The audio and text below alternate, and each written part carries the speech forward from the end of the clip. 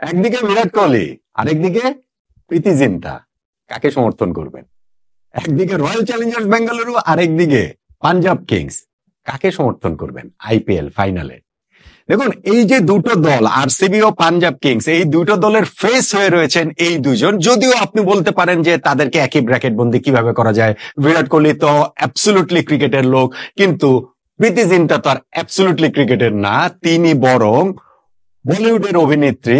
এই আইপিএল এ পাঞ্জাব কিংস এর মালিকানা সূত্রে ক্রিকেটের সঙ্গে তার সংযোগটা, কিন্তু সেই সংযোগটা আসলে এত গভীর এবং এত প্যাশনেট যে পাঞ্জাব কিংস এর ফেসই তিনি হয়ে উঠেছেন, আর বিরাট কোহলি তো বিরাট কোহলি। ফলে এই দুইটা দল যখন আইপিএল এর ফাইনালে মুখোমুখি হচ্ছে, তখন এইটা একটা আলাদা মাত্রা যোগ করছে, এবং সেইখানটাতে এই দুইজনের একজনের, এই দুই দলের এক দলের শেষটা হবে তুমুল হাসিতে, সাফল্যের হাসিতে, আর আরেক দলের শেষটা হবে আরো একটা ব্যর্থতায়, আরো একটা অন্ধকারে।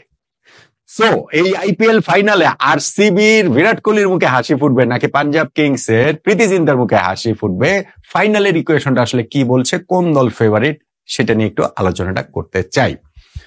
এবং প্রথমত যদি একটু হিসাবটা ধরি, টিমের হিসাব, আমি ওই দুজনের হিসাবে আবার আসবো না, কেন এই জায়গাটাতে আমরা একসাথে নিলাম সেই আলোচনাটা আসবো, কিন্তু ধরেন আপনি টিমের হিসাব যদি করেন, আইপিএল এর হিসাব যদি করেন, তাহলে এই দুইটা টিম বড্ড দুর্ভাগা। আপনি হিসাব করে দেখেন, আইপিএল এ এখন পর্যন্ত টোটাল যে 7টা টিম চ্যাম্পিয়ন হয়েছে, সেই 7টা টিমের মধ্যে একটা টিমের তো এখন আর অস্তিত্বই নাই, ডেকান চার্জার্স সেকেন্ডবার চ্যাম্পিয়ন হয়েছিল। দুইটা টিম তারা আইপিএল এর একদম শুরু থেকেই ছিল না, কিন্তু পরবর্তীতে এসে চ্যাম্পিয়ন হয়েছে, সানরাইজার্স হায়দ্রাবাদ ও গুজরাট টাইটান। প্রথম আইপিএল থেকে রয়েছে এইরকম 3টা টিম রয়েছে যারা কখনোই আইপিএল এর শিরোপা জিততে পারেনি। সেই 3 দলের মধ্যে এই দুর্ভাগ্যের 2টা দলও রয়েছে, রয়্যাল চ্যালেঞ্জার্স বেঙ্গালুরু এবং পাঞ্জাব কিংস, সঙ্গে থার্ড টিমটা হচ্ছে গিয়ে দিল্লির ওই ফ্র্যাঞ্চাইজিটা। সো এইবার এই 2টা দলের মধ্যে একটা দল প্রথম আইপিএল এর শিরোপা জিতছে, নিশ্চিতভাবে আইপিএল এবার একটা নতুন চ্যাম্পিয়ন পাচ্ছে, এবং আরেকটা দল সেই দিল্লির সঙ্গী হিসাবে আইপিএল এর শুরু থেকে রয়েছে, এই 19 নম্বর সিজনে এসেও, 18 নম্বর সিজনে এসে ইনফ্যাক্ট শিরোপা জিততে না পারার সেই হতাশায় পড়বে। যখন আমি এই 18টা বলছি, 18-19 একটু প্যাচ লেগে গিয়েছিল, কিন্তু ওই 18-র যে জায়গাটা, সেইটা খুবই সিগনিফিকেন্ট ফাইনালের বিবেচনাতেও। সেটা কি? বিরাট কোহলি তো আইপিএল এ তিনি রান করেছেন বেসুমার। এইবারও যেমন তার 500+ রান হয়ে গিয়েছে, 14টা ম্যাচে 614 রান করেছেন, 55 এভারেজে, 146 স্ট্রাইক রেটে, এবং এই রানটা যে তিনি এইবারই করছেন বিষয়টা সেটা না, আইপিএল এ এই নিয়ে 8 নম্বর সিজন, 18টা সিজনের মধ্যে 8 নম্বর সিজন তিনি 500+ স্কোর করলেন।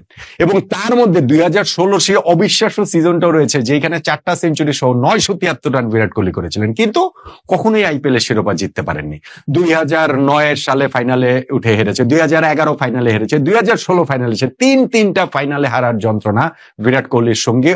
এইবার অবশেষে তার পেছনে যেমন জার্সি নাম্বার 18, আইপিএল এর এবার 18 নাম্বার আসর, আইপিএল এর এই যে মানে প্রাপ্তবয়স্ক হওয়ার এই নাম্বারটাতে এসে অবশেষে কি বিরাট কোহলি শিরোপাটাতে, আইপিএল শিরোপায় হাত ছোঁয়াতে পারবেন কিনা? ক্রিকেটের বাকি সবই তো মোটামুটি জেতা হয়ে গেছে, এইটাই এই একটা বিরাট আক্ষেপের জায়গা বিরাট কোহলি নিঃসন্দেহে রয়েছে। আর যদি আপনি হিসাব করেন প্রীতি জিন্টার কথা, আমি বলছিলাম যে না, আপনি একই ব্র্যাকেটবন্দি হয়তো বা করতে পারবেন না, তিনি তো আর খেলেন না, তিনি একটা মালিকই মাত্র, এবং যেহেতু ওই বলিউডের নায়িকা ওই গ্ল্যামারটা রয়েছে, সেই কারণেই হচ্ছে গিয়ে তাকে সবসময় ক্যামেরার ফোকাস খুঁজে পারে। ট্রু, এগুলো সবই সত্য, কিন্তু একই সঙ্গে তার যে প্যাশন, ক্রিকেটের প্রতি প্যাশন, সেইটাকেও আসলে উপেক্ষা করা যাবে না। এবং সেইটা আমরা দেখেছি অন্যান্য ফ্র্যাঞ্চাইজিতেও সেটা রয়েছে, কলকাতা নাইট রাইডার্সের শাহরুখ খানের যেমন টিম, কিন্তু শাহরুখ খান তো ওইখানটাতে 2বার চ্যাম্পিয়ন হয়েছে। প্রীতি জিন্টার মানে সঙ্গী সবসময় হতাশাই হয়েছে, কেবলমাত্র একবারই তার দল ফাইনালে উঠতে পেরেছিল 2014 সালে, সেইবারও ফাইনাল জিততে পারেনি। ফলে এইবার কিন্তু সেই সুযোগটা এসেছে, টিমের সামনেও সুযোগটা এসেছে যে তাদের এই যে মালিককে খুশি মানে আনন্দে আর কি বাঁচিয়ে দেওয়ার, শিরোপা জিতিয়ে দেবার মতো। দেখুন, এই আইপিএল ফাইনালের আগের যে জায়গাটাকে 2টা দলের মধ্যে কি খুব বেশি এদিক ওদিক করা যাবে, মানে কোন দল এগিয়ে আছে কোন দল পিছিয়ে রয়েছে? আইপিএল এর লিগ পর্ব শেষে 2টা দলের কিন্তু সমান 19 পয়েন্ট ছিল, এবং সেই সমান 19 পয়েন্টে পাঞ্জাব কিংস 1 নম্বরে থেকে শেষ করেছে, শুধুমাত্র নেট রান রেট একটুখানি এগিয়ে থাকার কারণে। আবার রয়্যাল চ্যালেঞ্জার্স বেঙ্গালুরু যে 2 নম্বরে ছিল, তারা কিন্তু ঠিকই প্রথম কোয়ালিফায়ারে পাঞ্জাব কিংসকে একেবারে দাঁড়াতেই দেয়নি, একেবারে উড়িয়েই দিয়েছে। তারা 101 রানে অল আউট করে দিয়ে তারা ম্যাচটা জিতে নিয়েছে। হয়েছে এইবারের এইবারের আইপিএল এ 3 বার 2 দলের মুখোমুখি লড়াইয়ের মধ্যে 2 বারই ইনফ্যাক্ট আরসিবি জিতেছে। ওই একটা অ্যাডভান্টেজ তাদের ওইখানটাতে নিঃসন্দেহে এই ফাইনালের আগে থাকবে। তবে পাঞ্জাব কিংস আবার সেকেন্ড কোয়ালিফায়ারে যেইভাবে কামব্যাকটা করেছে, যেইভাবে তারা ওইটাতে মুম্বাই ইন্ডিয়ান্স যারা 5 বারের শিরোপা জয়ী তাদেরকে হারিয়ে দিয়েছে, সো তাদের কনফিডেন্সের জায়গাও কোন রকম কোনো ঘাটতি থাকার কারণ নেই। যদি আপনি টিমের ওই জায়গাটাতে দেখেন যে রয়্যাল চ্যালেঞ্জার্স বেঙ্গালুরুর বিরাট কোহলির কথা বললাম, ফিল সল্ট এই টিমটার জন্য খুবই গুরুত্বপূর্ণ এবং ফাইনালে তার স্কোর পাওয়াটাও গুরুত্বপূর্ণ, ওই কুইক স্টার্টের জন্য এটা গুরুত্বপূর্ণ। রজত পাতিদার রয়েছেন, তাদের আসলে ঠিক টিম ডেভিড খেলতে পারবেন কিনা, গত 2টা ম্যাচ ইনজুরির কারণে খেলেননি, এইটা কিন্তু একটা শঙ্কার জায়গা আছে। তিনি ফিট হয়ে উঠলে লিয়াম লিভিংস্টোনের জায়গাটাতে তো তিনি খেলবেন, এবং সেই জায়গাটাতে হচ্ছে গিয়ে তাদের এই টিমটার আপনি যদি বোলিংটা দেখেন, আরসিবি তো চিরকালই হয় যে তাদের সব বিখ্যাত ব্যাটসম্যান, বড় বড় সব ব্যাটসম্যান, সেইটা বিরাট কোহলি তো সবসময় ছিলেন, এবি ডিভিলিয়ার্স, ক্রিস গেইল, এরকম অনেক বড় বড় স্টার নিয়েও তারা শেষ পর্যন্ত পায়নি, কারণ তাদের বোলিংটা তাদের সাফার ভুগিয়েছে। এইবারে তাদের বোলিং লাইন আপটাও কিন্তু খুবই ভালো, যেই জায়গাটাতে জশ হ্যাজেলউড, ভুবনেশ্বর কুমার, তাদের মতো কিন্তু সুয়ার শর্মা, ক্রুনাল পান্ডিয়া, এইরকম কিন্তু বোলাররা তাদের রয়েছে। এইটা আরসিবি কে নিঃসন্দেহে অনেক বেশি কনফিডেন্স দিবে। ভাই এই বোলিং লাইন আপ নিয়েই তো তারা 101 রানে অল আউট করে দিয়েছিল পাঞ্জাবকে লাস্ট ম্যাচে। পাঞ্জাব কিংস এর লাইন আপটাও কিন্তু তাদের যে টিম সেইটাও খুবই অবভিয়াসলি খুব ভালো না করলে তার ফাইনাল পর্যন্ত আসতে পারে না। এইবার তারা শুরু করেছিল একেবারে শূন্য থেকে, একেবারে ফ্রম দ্য স্ক্র্যাচ যেটা বলা হয়। 2 জন মাত্র প্লেয়ারকে তারা রিটেইন করেছিল অকশনের আগে, প্রাপসিমরান সিং এবং শাশাঙ্ক সিং।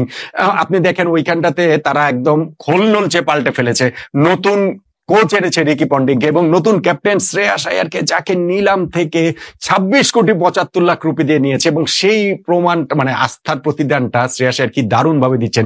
সেকেন্ড কোয়ালিফায়ারে তার ওই ইনিংসটা তো এবার আইপিএল এর one of the best innings আমার চোখে, এবং সেইটা এবং তার টিমটাতে ওই যে শুরুতে পাঞ্জাবের টিমটাতে প্রাপসিমরান সিং, তারপরে প্রিয়াঙ্ক সারিয়া, এই 2 জন রয়েছেন, নেহাল রয়েছেন, শ্রেয়াস আয়ার রয়েছেন, ফলে এই টিমের হচ্ছে শাশাঙ্ক সিংহ রয়েছেন এবং তাদের এই জায়গাটা খুবই তারা স্ট্রং। তবে এখানে একটা কোয়েশ্চেন মার্ক রয়েছে বোলিং লাইন আপের ওইখানটাতে, তারা কি আসলে যজুবেন্দ্র চাহালকে পাবে কিনা। ইনজুরির কারণে তার খেলাটা কিন্তু কিছুটা অনিশ্চয়তার জায়গা রয়েছে। তবে এই টিমটাও পাঞ্জাব কিংসেরও একেবারে ওভারঅল খুবই আসলে কম্প্যাক্ট একটা টিম নিঃসন্দেহে। ফাইনাল খেলাটা যেখানে হবে সেই আহমেদাবাদের এই স্টেডিয়ামটাতে একটা হাই স্কোরিং ফাইনাল হবে সেটা আমরা ধরে নিতে পারি, কেননা এইবারের আইপিএল এখানে যে 8টা ম্যাচ হয়েছে তার মধ্যে 7টা ম্যাচে প্রথমে ব্যাটিং করা দল 200+ স্কোর করেছে, বাকি যেটাতে হয়নি সেটাও হয়েছে 196। 4টা ম্যাচে তো স্কোর হচ্ছে 220+ হয়েছে। কিরকম হাই স্কোরিং গ্রাউন্ড বুঝতে পারছেন, কিন্তু এই হাই স্কোরিংটা আসলে যে কত রান নিরাপদ সেটাও ঠিক বোঝাটা কঠিন বলে এইবারে যে 8টা ম্যাচের মধ্যে 7টা ম্যাচে এই টস জয়ী ক্যাপ্টেন হচ্ছে গিয়ে চেস করার সিদ্ধান্ত নিয়েছেন, যদিও 8 ম্যাচের মধ্যে 6 ম্যাচে আগে ব্যাটিং করা দল জিতেছে। সো ফাইনালের এই জায়গা আসলে খুব ট্রিকি হবে যে টস জিতলে দলগুলো আসলে ক্যাপ্টেনরা কি ডিসিশন আসলে এই জায়গাটাতে না আগে ব্যাটিং নাকি আগে এইখানটাতে ফিল্ডিং এর।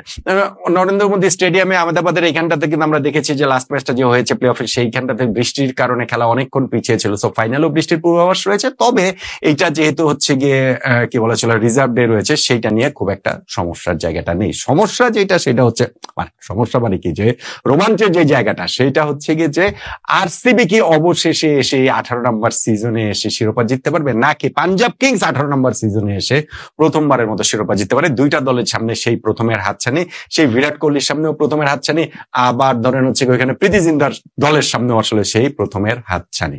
যদি আমাকে ফেভারিট বেছে নিতে বলা হয় তাহলে হচ্ছে গিয়ে ফাইনালের আগে আমার কাছে মনে হচ্ছে সামহাও রাদার একটুখানি আসলে এগিয়ে আমি রয়্যাল চ্যালেঞ্জার্স বেঙ্গালুরুকে রাখবো। বিরাট কোহলির দলে এইবার প্রথমবার আরসিবি তারা আইপিএল এর শিরোপা জিতবে, এইটাই আমার হচ্ছে গিয়ে তাদের উপরেই আমি কিছুটা এগিয়ে রাখছি। ধরেন 55-45 অথবা ধরেন 53-47 এইরকম খুব ক্লোজে আমি রয়্যাল চ্যালেঞ্জার্স বেঙ্গালুরুকে একটু এগিয়ে রাখছি পাঞ্জাব কিংস এর চেয়ে। আমার মনে হচ্ছে বিরাট কোহলির হাতে প্রথমবারের মতো এই আইপিএল এর শিরোপাটা উঠবে।